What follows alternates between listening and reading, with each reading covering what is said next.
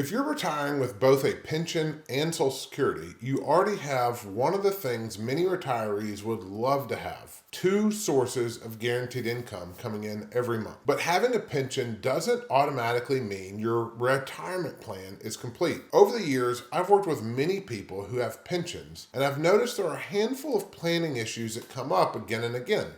So today I want to take a few minutes and walk you through the three that I think matter most. I'm Jonathan Bedner, certified financial planner at Paradigm Wealth Partners. On this channel, we help people make informed decisions so they can retire with greater confidence. Let's jump in. Let's start with something that surprises a lot of people. Your retirement readiness isn't determined by how much money you've accumulated. It's actually determined by whether your income can support the lifestyle you want. I've had people come into my office almost embarrassed, actually, because they feel like they only have $300,000 or $400,000 saved. What I try to get them to understand is the amount of money you have saved isn't the end-all be-all. It's about what kind of income you have to help cover their expenses, and that everybody's plan is specific to them. It doesn't matter what Bobby next door's or Susie's at your office has. Your retirement plan is specific to you. So that leads me to asking them about their income. And so I'll ask them if they have a pension. And sometimes they say they do. Let's say that they may be receiving $4,000 per month from their pension, maybe another $2,800 or so from Social Security. Now suddenly they're bringing in nearly $7,000 a month before they've ever withdrawn a single dollar from their investment accounts. So that's a very different picture than someone who doesn't have a pension. In fact, let's compare that to someone that doesn't have a pension. If someone had $1 million retirement account and followed the commonly referenced 4% rule or the 4% withdrawal guideline, that portfolio might initially generate around $40,000 per year, or about $3,300 per month before taxes. So someone receiving a $4,000 monthly pension is already receiving an income stream that many retirees would need a substantial investment portfolio to help generate. So the other way to think about this is a $4,000 a month pension would take a $1.2 million portfolio to generate the same amount of income. So it's okay if you don't have the big nest egg. You've got something many people would love to have, and that's a pension. They don't have to worry about it fluctuating up and down and what is the market doing and what happens with geopolitical tensions. They get money into their account every month, and it provides confidence for their plan. And so, the point that I'm trying to make is one situation isn't better than the other. The point is that your account balance doesn't tell your whole story. It doesn't provide your entire retirement plan. So when we're building retirement plans, we don't start by asking how much money have you saved. We start by asking, where is your retirement income going to come from? Now let's talk about inflation.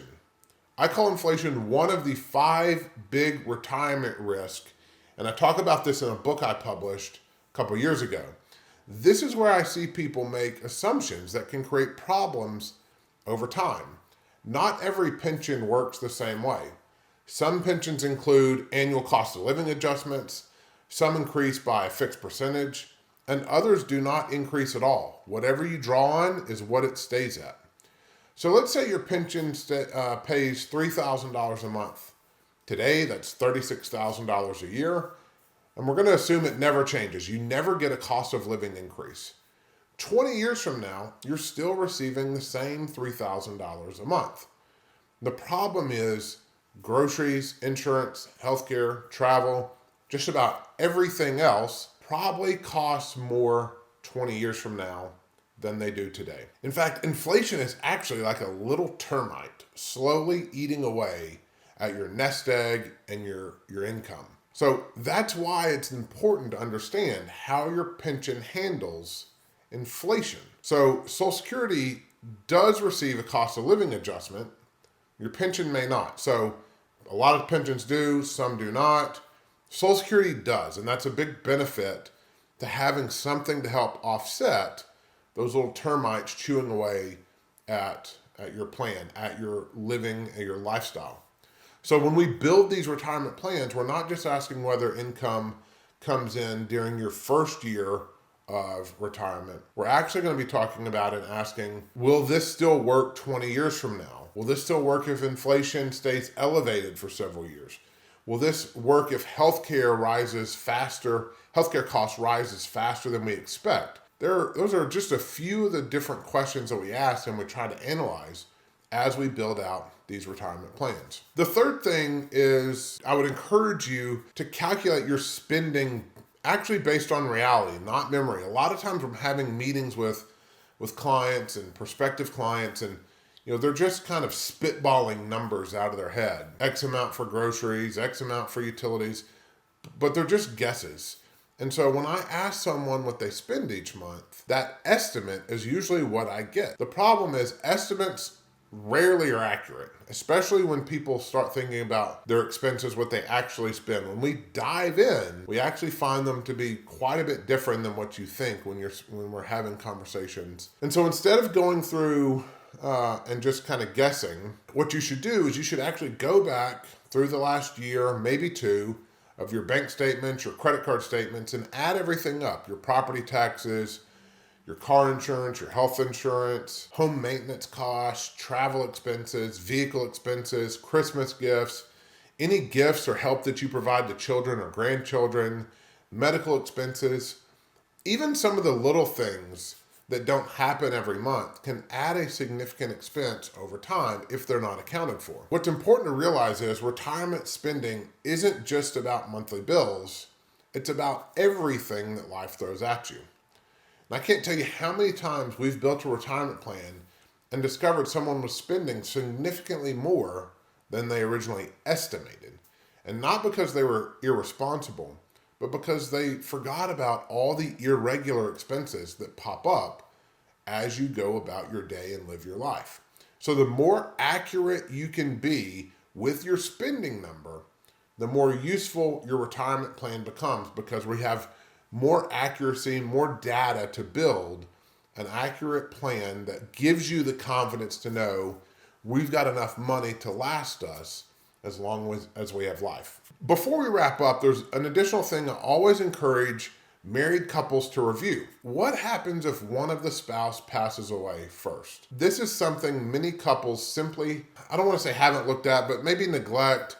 Maybe they haven't looked at it. Maybe they don't understand how it works. But in many cases, one Social Security benefit goes away. Depending on the pension election, the surviving spouse may receive either the full pension, half the pension, or something in between. And at the same time, household expenses don't necessarily fall by 50%. The grocery bill might, but property taxes don't, insurance usually doesn't, utilities don't disappear, home maintenance still has to be done. And that's why every retirement plan should include a survivor analysis.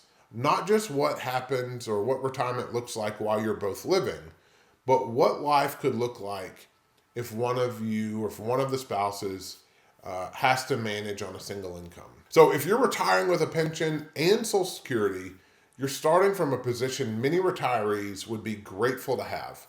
But there are still important planning decisions to make, and understanding how your income fits your spending, how inflation could affect your purchasing power, and what happens if life doesn't unfold exactly as planned. These are the conversations that can make a retirement plan much more complete. If you're within a few years of retirement and you'd like a second opinion on how all of these pieces fit together, we'd be happy to have a conversation. You can schedule an introductory meeting using the link in the description below. And if you found this video helpful, make sure to like it and subscribe. Share it with someone who you think might find it useful. Every week, I share practical retirement planning strategies to help you make informed decisions about retirement. Be confident in your retirement. Have a wonderful day.